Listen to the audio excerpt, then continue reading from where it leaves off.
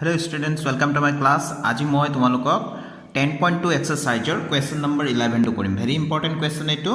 পৰীক্ষাত প্ৰায় আহি থাকে। ইয়াতে আছে প্ৰমাণ কৰা যে এটা বৃত্তক স্পৰ্শ কৰা সমান্তৰিকটো এটা ৰম্বাস। ঠিক আছে, আমি চিত্ৰটো আঁকি লওঁ, তাৰ পিছত সহজতে তোমালোকে এই প্ৰশ্নটো বুজি পাবা। এসোৱা মই ইয়াতে চিত্ৰটো আঁকিছো। এটা বৃত্ত আছে, এই বৃত্তটোক এ বি সি ডি সমান্তৰিকটোৱে স্পৰ্শ কৰি আছে চাৰিটা বিন্দুত। ঠিক আছে, তো আমি ইয়াত এনেকৈ লিখিছোঁ, ধৰা হ'ল এ বি চি ডি সমান্তৰিকটোৱে এটা বৃত্তক্ৰমে পি কিউ আৰ এছ বিন্দুত স্পৰ্শ কৰিছে। তাৰমানে এ বি বাহুটোৱে পি বিন্দুত, বি চি বাহুটোৱে কিউ বিন্দুত, তেনেকৈ চি ডি আৰু ডি এ এই বাহু দুটাই আৰ আৰু এছ বিন্দুত স্পৰ্শ কৰি আছে। এতিয়া প্ৰমাণ কৰিব লাগে যদি এনেকৈ এটা এ বি চি ডিটো সমান্তৰিক বুলি দিয়া আছে। ঠিক আছে, তো এ বি চি ডি সমান্তৰিকটোৱে যদি বৃত্ত এটা কেনেকৈ স্পৰ্শ কৰি থাকে, তেনেহ'লে এই সমান্তৰিকটো আমি তাৰমানে এ বি চি ডি এই সমান্তৰিকটো আমি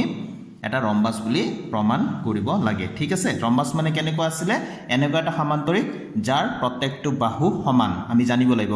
ৰম্বাস কি, সমান্তৰিক কি, আমি দুটাৰ ডিফাৰেন্সটো আমি জানিব লাগিব, পাৰ্থক্যটো জানিব লাগিব। সমান্তৰিক আৰু ৰম্বাস প্ৰায় একেই।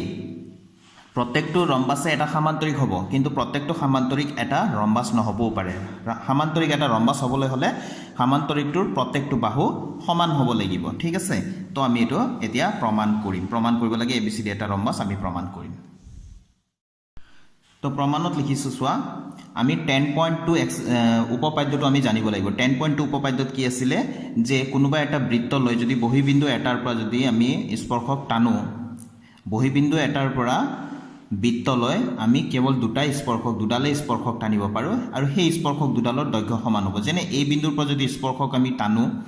এ পি আৰু ইফালে এ এছ। ঠিক আছে, তো স্পৰ্শকডালৰ দৈৰ্ঘ্য বুলি ক'লে এই বাহিৰা বিন্দুটোৰ পৰা য'ত চুই আছে স্পৰ্শ বিন্দু যিটো আছে, স্পৰ্শ বিন্দুলৈ দৈৰ্ঘ্যটো ধৰা হয়। এনেতো এই গোটেই এ বিটোৱে স্পৰ্শক হ'ব, কিন্তু দৈৰ্ঘ্য বুলি ক'লে এই বাহিৰা বিন্দুৰ পৰা গৈ পেলাই স্পৰ্শকটোৱে বৃত্তটোক য'ত চুই আছে, টাচ কৰিছে, তালৈকে দৈৰ্ঘ্যটো ধৰা যাব। গতিকে ইয়াত এই বিন্দুৰ পৰা টনা স্পৰ্শক দুডাল, মানে বাহিৰা এটা বিন্দুৰ পৰা বৃত্তলৈ কেৱল দুডালেই স্পৰ্শক টানিব পাৰি, আৰু সেই দুইডাল স্পৰ্শকৰ দৈৰ্ঘ্য সদায় সমান। সেইটোৱে আমাক 10.2 উপপাদ্যত কৈছে। তো ইয়াতে এই বিন্দুৰ পৰা টনা স্পৰ্শক দুডাল, মই একেবাৰে কৈছোঁ এ পি আৰু এ এছ, এই দুডালৰ দৈৰ্ঘ্য সদায় সমান হ'ব। এ পি যিমান দীঘল হ'ব, এ এছটো সিমান দীঘল হ'ব, আমাক 10.2 উপপাদ্যত কৈছে। তো সেই ধৰ্মটো আমি ইয়াত ব্যৱহাৰ কৰিম। ঠিক আছে, তো ইয়াতে লিখি লৈছোঁ, যিহেতু বহিবিন্দু এটাৰ পৰা বৃত্তলৈ টনা স্পৰ্শক দুডালৰ দৈৰ্ঘ্য সমান, এতেকে এই বিন্দুৰ পৰা বৃত্তটোলৈ এ পি আৰু এ এছ দুডাল স্পৰ্শক। তো এতেকে আমি লিখিম ইয়াত A P equal A S. ঠিক আছে, মই কি লিখিলোঁ, A P equal A S. তাৰমানে এই বিন্দুৰ পৰা দুডাল স্পৰ্শক টানিছোঁ এ পি আৰু এ এছ, গতিকে এ পি আৰু এ এছ দুডাল সমান। ইয়াত আমি যিহেতু বুলি লিখিম, যিহেতু এই বিন্দুৰ পৰা বৃত্তটোলৈ এ পি আৰু এ এছ দুডাল স্পৰ্শক, তো এতেকে therefore A P equal to A S, আমি ইয়াক আমি 1 নম্বৰ সমীকৰণ দিম। বাকীকেইটা আমি বি বিন্দুৰ পৰা দুডাল স্পৰ্শক টনা হৈছে, এটা পি বি বা বি পি, আৰু ইফালে বি কিউ। চি বিন্দুৰ পৰা দুডাল টনা হৈছে, এটা চি কিউ, এটা চি আৰ, এটা ডি বিন্দুৰ পৰা টনা হৈছে ডি আৰ আৰু ডি এছ, নহয় জানো? গতিকে এই গোটেইবিলাক সমান হ'ব। গতিকে আমি এই কথাখিনি আমি বাৰে বাৰে লিখি নাথাকোঁ, একেদৰে বুলি আমি লিখি আমি কৰি যাম। তো একেবাৰে সহজ আৰু ভেৰি ইম্পৰ্টেণ্ট কুৱেশ্যন এইটো। একেদৰে আমি বি বিন্দুৰ পৰা টনা কি লিখিম, আমি এ পিৰ লগত মিলাই লিখিম। এ পিক আমি কি লাগে, এ পিক আমি পিছত প্লাছ কৰিম, যিহেতু এ বি সম্পূৰ্ণ এ বি হ'বলৈ এ পিক কি লাগে, বি পি লাগে। গতিকে এ পিৰ চিধা চিধি মানে সমান চিনৰ আমি বাওঁফালে বি পি ৰাখিম, বি পি। তো বি বিন্দুৰ পৰা টনা তাৰমানে এতিয়া কৰি আছোঁ বি পি আৰু বি কিউ, বি পি আৰু বি কিউ সমান হ'ব, এইটোক আমি 2 নম্বৰ দিম। ঠিক আছে, তাৰপিছত আমি চি বিন্দু লৈ গ'লোঁ। চি বিন্দুত ভালকৈ চাই লোৱা, এতিয়া আমাক এইফালে এ এছ আছে, এইফালে বি কিউ আছে, নহয় জানো? তো এ এছটো এইটো হয়নে? তো এইফালে আকৌ আৰু এটা আছে কি বি কিউ। বি কিউক আমি বি কিউৰ ফালে মানে সমান চিনৰ সোঁফালে বি কিউ আছে, তো সোঁফালে আমাক বি কিউৰ লগত চি কিউ লগ লাগিলেহে কি হ'ব, বি চি হ'ব। গতিকে আমি কি লিখিম, এইটো C R equal to C Q লিখিম, C R equal C Q লিখিম। এইটো মন কৰিবা ভালকৈ, C R equal to C Q লিখিছোঁ। ঠিক আছে, এইটো আমি 3 নম্বৰ দিছোঁ। নহ'লে এনেকৈও লিখিব পাৰে, চৰি এইটো চি কিউ হ'ব, C Q equal to C R লিখিলে আমাৰ অকণমান অসুবিধা হৈ যাব। C Q equal to C R লিখিলে অসুবিধাটো কি হ'ব, বি কিউটো আছে সমান চিনৰ সোঁফালে গতিকে আমাৰ চি আৰটো যদি সোঁফালে লিখোঁ আমাৰ অসুবিধা হৈ যাব আকৌ বনাবলগীয়া হৈ যাব সেইকাৰণে আগতীয়াকৈ আমি চাই ল'ম বি কিউৰ ফালে চি কিউটো ৰাখি দিলোঁ আৰু চি আৰটোক এইফালে আমি লিখি দিলোঁ এতিয়া আমি ডি বিন্দুলৈ যাব লাগিব চি বিন্দু হৈ গ'ল D R equal to D S লিখিব পাৰোঁ নহয় জানো ডি আৰ ডি বিন্দুৰ পৰা টনা স্পৰ্শক ডি আৰ এইফালে ডি এছ তো এ এছটো আছে এতিয়া ডি এছটো কাক লাগিব এ এছটো আগৰ পৰা আছে এ এছৰ লগত ডি এছ আহিলে এ ডি হ'ব গতিকে এ ডি হ'বলৈ হ'লে এ এছটো ক'ত আছে সমান চিনৰ সোঁফালে গতিকে এ এছৰ আৰু এটুকুৰ আছে ডি এছ তো ডি এছকো আমি কি ৰাখিম সোঁফালে ৰাখিম এইটো ডি এছ লিখিলোঁ আৰু এইফালে আমি কি লিখিম ডি আৰ ঠিক আছে এইটো হৈ গ'ল আমাৰ 4 নম্বৰ ঠিক আছে তো এতিয়া আমি গোটেইকেইটা আমি যোগ কৰি দিম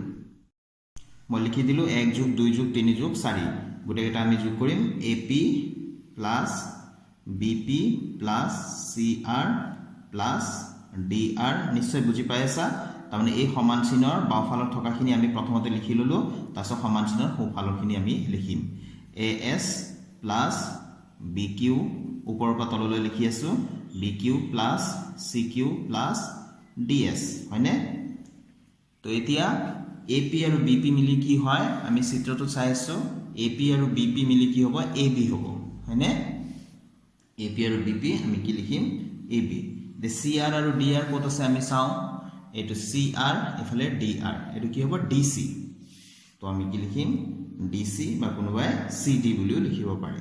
তো এ এছ এইফালে B Q plus C Q মিলি কি হ'ব এইফালে চাওঁ প্ৰথমতে বি কিউ আৰু চি কিউ মিলি বি চি হ'ব আৰু এ এছ আৰু ডি এছ মিলি এ ডি হ'ব তো B C plus A D লিখিম ঠিক আছে তো ইয়াতে আমি লিখিলোঁ এইটো ফাৰ্ষ্টৰটো আৰু লাষ্টৰটো মিলি এ ডি হ'ব আৰু মাজৰটো মিলি বি চি হ'ব তো B C plus A D বুলিয়ে লিখিলোঁ ইয়াক আমি 5 নম্বৰ দি থলোঁ ঠিক আছে এতিয়া মই ইয়াত লিখি দিলোঁ চোৱা আকৌ যেহেতু এ বি চি ডি এটা সামান্তৰিক এইটো দিয়া আছে নহয় জানো আমি ইয়াত লিখি দিব পাৰোঁ দিয়া আছে বুলি গিভেন ঠিক আছে এইটো প্ৰশ্নতে দিয়া আছিলে এ বি চি ডি এটা সামান্তৰিক তো সামান্তৰিকৰ এটা আমি ধৰ্ম জানো যে সামান্তৰিকৰ বিপৰীত বাহুবিলাক সমান তো A B equal to D C হ'ব আৰু B C equal to A D হ'ব আমি চিত্ৰটো এবাৰ চাই লওঁ তো ইয়াতে চিত্ৰটো চোৱা তো এ বি বাহুৰ বিপৰীত বাহু ডি চি এই দুটা সমান হ'ব যেহেতু সামান্তৰিকৰ বিপৰীত বাহুবোৰ সমান তো A B equal to D C হ'ব এইফালে B C equal to D A বা এ ডি হ'ব B C D A equal হ'ব এ বি আৰু ডি চি ইকুৱেল হ'ব ঠিক আছে সেই কথাটোৱে আমি ইয়াত এতিয়া ব্যৱহাৰ কৰিম তো ইয়াত লিখি দিলোঁ যেহেতু এ বি চি ডি এটা সামান্তৰিক A B equal to D C B C equal to A D সামান্তৰিকৰ বিপৰীত বাহু এই দুইটাকে আমি একেলগে দি দিলোঁ 6 নম্বৰ সমীকৰণ বুলি আমি ওপৰৰ পৰা সমীকৰণ নম্বৰ দি আহিছিলোঁ এইটো 5 আছিল এইটো 6 এতিয়া 5 নম্বৰ আৰু 6 নম্বৰ মিলিলে কি হ'ব 5 আৰু 6 ৰ পৰা 5 আৰু 6 ৰ পৰা ঠিক আছে তো আমি লিখিম এতিয়া এ বি আৰু ডি চি ইকুৱেল আছিলে চোৱা A B equal to D C আছিলে তো ডি চি ঠাইত আমি এ বি লিখিব পাৰোঁ তো এ বি আৰু ডি চি ঠাইত কি লিখি দিম এ বি লিখি দিম ঠিক আছে আৰু ইফালে বি চি আছে আৰু এ ডিটো B C equal to A D তো এ ডিটো সলাই আমি কি লিখি দিম বি চি লিখি দিম ঠিক আছে তো আমি কি পালোঁ এতিয়া ভালকৈ লক্ষ্য কৰিলে আমি দেখা পাম এতিয়া টুৱাইছ এ বি হ'ল এইটো আৰু ইফালে টুৱাইছ বি চি হ'ল তো 2 আমি কেনসেল কৰি দিলোঁ এতেকে A B equal to B C এই দুটা বাহু দেখা পালোঁ এই দুটা বাহু সমান এ বি আৰু বি চি বাহু সমান বুলি আমি পালোঁ এতিয়া এ বি আৰু বি চি বাহু ক'ত আছে আমি লক্ষ্য কৰিম তো এইটো এ বি বাহু আৰু ইয়াৰ লগতে লাগি থকা বাহুটো হৈ গ'ল বি চি তো আমি এটা সামান্তৰিকৰ যদি সন্নিহিত বাহু মানে কাষে কাষে লাগি থকা এযোৰ বাহু যদি আমি সমান বুলি দেখুৱাব পাৰোঁ তেনেহ'লে এই সামান্তৰিকটো কি হ'ব এটা ৰম্বাস হ'ব ঠিক আছে তো আমি দেখুৱাই দিব পাৰিলোঁ যে এ বি আৰু বি চি সমান এতেকে আমি ক'ব পাৰোঁ যে এই সামান্তৰিকটোৰ চাৰিওটা বাহু সমান ঠিক আছে অৰ্থাৎ এ বি চি ডি সামান্তৰিকটো এটা ৰম্বাস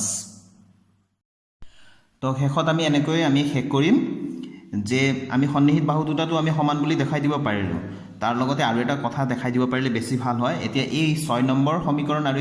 7 নম্বৰ সমীকৰণ এই দুটাৰ পৰা আমি কি দেখা পাওঁ চোৱাচোন এই সম্বন্ধ কেইটাৰ পৰা A B equal to D C আছিলে আকৌ B C equal to A D হৈ গ'ল এতিয়া আমি প্ৰমাণ কৰিলোঁ যে A B equal to B C অৰ্থাৎ A B equal to B C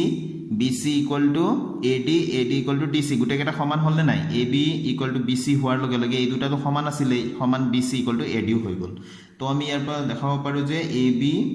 equal DC equal BC equal AD তাৰ মানে সমান্তৰিকটোৰ চাৰিওটা বাহু সমান এতেকে ABCD সমান্তৰিকটো এটা ৰম্বাস তো এয়া লিখি দিলো ABCD সমান্তৰিকটো এটা ৰম্বাস তো এইটোৱে প্ৰমাণ কৰিব লগা আছিল এইটো আমি কি লিখি দিম শেষত প্ৰুফ বুলি লিখি দিম প্ৰমাণিত হ'ল ঠিক আছে তো এইটোৱে আমাৰ প্ৰমাণ কৰিব লগা আছিল তো আজিৰ ভিডিওটো মই ইয়াতে সামৰিছো ষ্টুডেন্টস আশা কৰো তোমালোকে এই অংকটো বুজি পাইছা তো মেইনলি আমি উপপাদ্যকেইটা বহুত ভালকে বুজি পাব লাগিব আৰু ভালকে কৰিব পাৰিব লাগিব তো এনেধৰণে মোৰ ভিডিওবোৰ চাই থাকিবা থ্যাংক ইউ ষ্টুডেন্টস